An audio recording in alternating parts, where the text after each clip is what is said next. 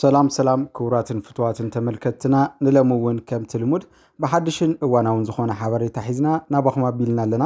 ናይ ሎሚ ዛዕባና ዝኸውን ብዛዕባ ሓንቲ ስነ-ጥበባዊት ኤርትራዊት ዝኾነት ማለት እዩ ስነ-ጥበባዊት ሓፍትና እዩ ክኸውን እንታይ እዩ ብዙሕ ናይ ኣማውታ ምክንያት ግልጽ ይኾነን ነይሩ ኣብዚ ሕዚ ሰዓት ግን ካብ ዝተፈላለዩ ሓበሬታታት ካብ ዝተረኸቡ ማለት እዩ እዛ ንእስቲ ሓፍትና ጎያ ዘይፀገበት ምክንያት ሞታ እንታይ ከም ዝኾነ ይፋ ተገይሩ ኣሎ ተባሂሉ ኣሎ እንታይ እዩ እቲ ምክንያት ናይ ሞቲኣ ንዝብል ነገር ብሓደ ክንርኢና ካብኡ እውን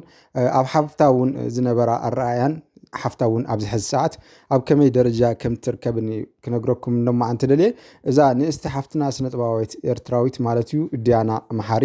ሓፍታ ንሲልቫና መሓሪ ዝኾነት እዩ ስለዚ ድሕሪ ዝሓፃር መሰጋገሪት እውን ሙሉእ ትሕዝቱ ናባኹም ከብሎ ሰናይ ፃንሒት ሰናይ ምክትታል ክኾነልኩም እንዳተመነኹ ሼር ላይክ ሳብስክራይብ እንዳገብርኹም ኩሉ ሻዕ ድማ ሓድሽ ዝኾነ ሓበሬታ ናባኹም ክበፅሕ እታ ደወል ምልክት ብምንካእ ሓድሽቲ ክበፅሕኹም እዮም ሰናይ ምክትታል ሰናይ ፃንሒት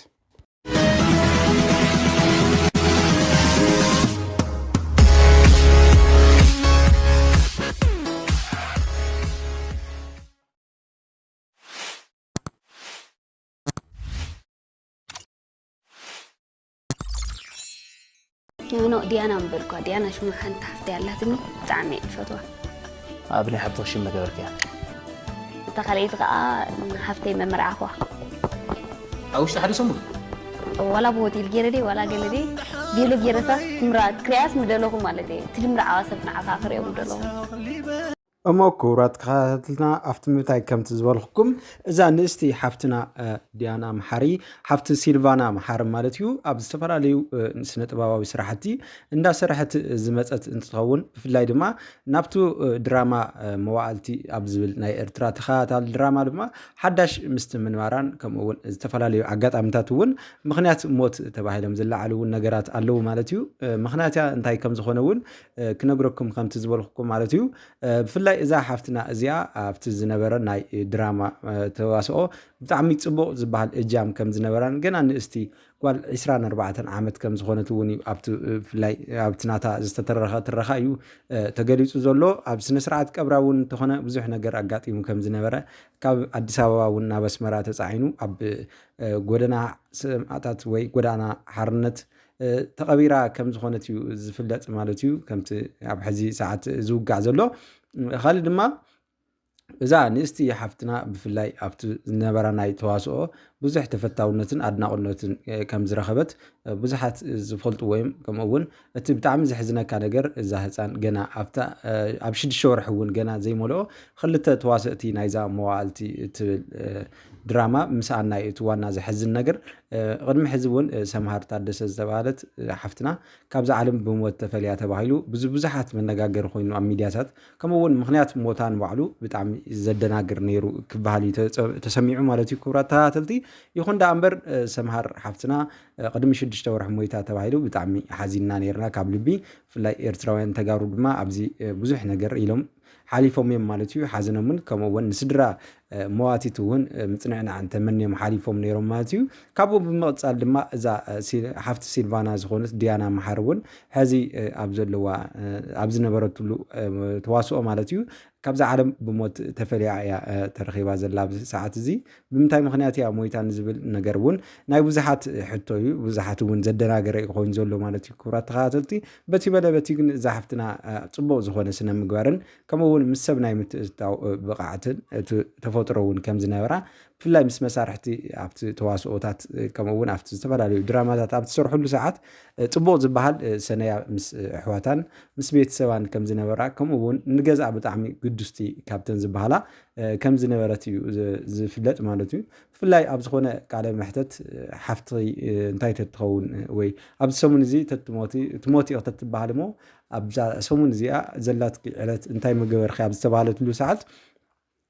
ኣነ ዝገብሮ እንተዳ ሃልዩ ንሓፍተይ መመርዓኹዋ እንተስ ኣብ ሆቴል እንተስ ኣብ ስነ ስርዓት ብባህላዊ ይኹን መመርዓ እኹዋ ነይረ ቅድሚ ናተይ ሞት ምምፅኡ ክትብል እውን ገሊፃ ነይራ ብጣዕሚ ዘሕዝን ነገር ድማ ካብዛ ዓለም ብሞት ብምፍላያ እቲ ብጣዕሚ መገረሚ ኮይኑ ዘሎ ኣገራሚ ኮይኑ ዘሎ ኣብዚ ሕዚ ሰዓት ብኻሊእ እውን እንተሪእና ወለዳ ብጣዕሚ ትሕግዝ ከም ዝነበረት ኣብ ኣስመራ ዝርከቡ ወለዳ እውን ብዙሕ ቅርሺ ትልእኸሎም ከም ዝነበረትን ብምሟታ ድማ ብጣዕሚ ተጎዲኦም ከም ዘለውን እሳ ትድግፎ ነበረት ደገፍ እውን ማንም ክድግፎም ዘይከኣለ ምዃኑ ኣብዚ ሰዓት እዚ ካልእ እውን ካብ ክልቲአን ዝመፅእ ዝነበረ ኣሕዋት ማለት እዩ እቲ ሓገዝ እቲ ዝዓዘዘ ወይ ዝሐሸ ድማ ናይ ዲያና ከም ዝነበረ ካብ ሲልቫና መሓሪ ማለት ሓፍታ ዓባይ ሓፍታ ካብ ናይ ዓባይ ሓፍታ ብላዕሊ ማለት እዩ እቲ ዝወሃቦም ዝነበረ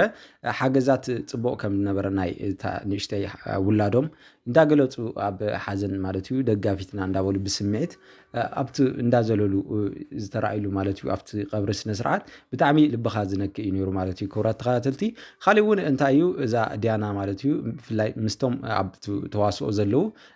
ብዙሕ ዓይነት ናይ ምትእትታው ስራሕቲ ትገብር ከም ዝነበረት ብፍላይ ድማ እስካብ ኣፍቀርቲ ብዙሓት ድዮም ዝብል ፍቅሪ ዝነበራ ምስ ብዙሓት ከም ዝኾነት ብፍላይ ምስ ወዳት ኣዕሩኽቲ ከም ዝነበርዋ መብዛሕትኦም ኣዕሩኽታ ካብ ደቂ ኣንስትዮ ዝበለፁ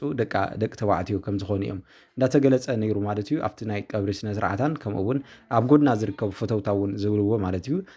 ብፍላይ ኣብቲ ቀብሪ ብጣዕሚ ዘሕዝን ማለት እዩ ብዕለት 11 ወርሒ 6 2025 ኣብ ዝተገበረ ኣብ ኤርትራ ማለት እዩ ኣብ ኣስመራ ኣብ ጎደና ወይ ድማ ኣብዚ ሰማዕታት መቃብር ሰማዕታት ማለት እዩ ኣብያ ቀብሪ ስነ ስርዓት ካይዱ ከም ዝኾነ ዝግለጽ ዘሎ ኣብዚ ሕዚ ሰዓት በቲ ካሊእ እውን ካሊእ ሽም ከም ዘለዎ እቲ መቃብር ዝናገር ሰብ እውን ኣሎ ኣነ ከምቲ ዝረኸብክዎ ግን ኣብ ጎደና ሰማዕታት ዝበሃል ማለት እዩ ሓርነት ሰማዕታት ዝበሃል ኣብኡ ከም ዝተቐበረት እዩ ብፍላይ ኤርትራውያን ዝኾንኩም ድማ ኣብኡ ከባቢ እትነብሩ ኣብ ኮመንት እውን ክትነግሩና ትኽእሉ ኢኹም እቲ ትክክለኛ ቦታ ማለት እዩ በዚ በለ በቲ ግን እዛ ሓፍትና እዚኣ ካብዛ ዓለም ብሞት ምፍላያ ብጣዕሚ ንኩላትና ዝተሰምዐና ስምዒት መሪር ሓዘን ከም ዝኾነ በዚ ኣጋጣሚ ክገልፀልኩም ይደሊ ካሊእ እውን ካብ ቀረባን ፈተውታ ዝኾኑ ኣዕሩኽታ ድማ ዝተፈላለዩ ናይ ኣብቲ ቀብሪ ማለት እዩ ጉንጉን ዕምባባን ካልኦት ውህብቶታት እውን ናብቲ መቃብር እንዳሃቡ ንወለዲ እውን እንዳደገፉ ንወለዳ ዝተረኣየ ብጣዕሚ ድማ ምሕዝነት ዘለዎ ናይ ማለት ሓልዮት ዘለዎ ኣብቲ ቀብሪ እውን ዝተፈላለዩ ሓልዮት ዝረኣዩ እዞም ሰብ ሃፍቲ ይኹኑ ከምኡ እውን ስነ ጥበባውያን ማለት እዩ ኣብቲ ቀብሪ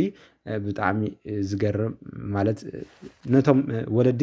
ሞራል ክኾኖም ዝኽእል ነገር እንዳገበረ ነይሩ እቲ ናብ ቀብሪ ዝመፀ ስነ ጥበባዊ መብዛሕትኡ መሓዝቷ ማለት እዩ እዚ ድማ ዝበራታታ እዩ ከምኡውን መሪር ሓዘን ከም ዝተሰምዖም ካብ ገጾም ዝልለ እንትትኸውን ብጣዕሚ ዘሕዝን እዩ ክቡራት ተኸታተልቲ ማለት እዩ ካሊእ እውን እንታይ ኣሎ ኣብዚ ሕዚ ሰዓት ነፀላ ዜማ ክትለቅቕ እንዳሓሰበት ከም ዝነበረት እውን መብዛሕትኦም የዕሩኽታን ኣብ ጎድና ዝርከቡ ሰባት እውን ሓሳብ ከም ዝነበራ ክናገሩ እዮም ፀኒሖም ማለት እዩ ኣቦኣ እውን እንተኾነ ነዚታት ክደግፋ ከም ዝኽእል ማለት እቶም ዘለዎም ንዋይ ሃፍቲ እንስሳ ይኹና ካልኦት እውን ሸይጠ ክሕግዘኪ እንዳበለ ይናገራ ከም ዝነበረ ናብቲ ስነ ጥበብ እውን ገና ሓዳሽ ምስቲ ምዃና ናይ ወለዲ ደገፍን ከምኡውን ናይ ካሊእ ናይ ኣሕዋታን ናይ ቤተሰባን ደገፍን የድልያ ከም ዝነበረ እውን ዝገለፀ ወላዲኣ እታ ኣዲኣ እውን እንተኾነት ኣብዚ ሕዚ ሰዓት ብጣዕሚ ሓሚማ ዳርጋ ምባል ይከኣል እዩ ሞራላ ብጣዕሚ ወዲቓ ምክንያቱ ውላድ ፍሉጥ እዩ ንወላዲኡ ክንደይ ናይ ሸኽሚ ከም ዝኾነ ወይ ድማ ክንደይ ናይ ሓላፍነት ከም ዝስምዖ ማለት እዩ ወለዲ ኮይንና ክንሪኦ እንተለና ብጣዕሚ ዕዙዝ ዝኾነ እንታይ ይባሃል ሞራል ክሰብረካ እስካብ ዝኽእል እዩ እቲ ሓዘን ዝስማዓካ ማለት እዩ ንወለዲ ብፍላይ ወለዲ ንፈልጦም ኢና ከመይ ዓይነት ሞራል ነይርዎም ኣብ ከመይ ደረጃ ከም ዝወድቁ ድሕሪ እቲ ሓዘኖም ማለት እዩ እና ነዚታት እዩ ክቡራት ተኸታተልቲ ልዑል ደገፍ ክንገብረላ ይግባእ እዞም ወለዲ ናይዛ ሓፍትና ካሊእ እውን እንተኾነ እቲ ዝነበረ ስራሕታ እውን ፅቡቅ ኮይኑ ምንታን ኣብ ዩቲዩብን ኣብ ካሊእ ክረኣየላ መሊስና እንዳረኣና እቲ ዓቢ ከዓቢ ምእንታን ክንገብር ይግባእ ክብል ይፈቱ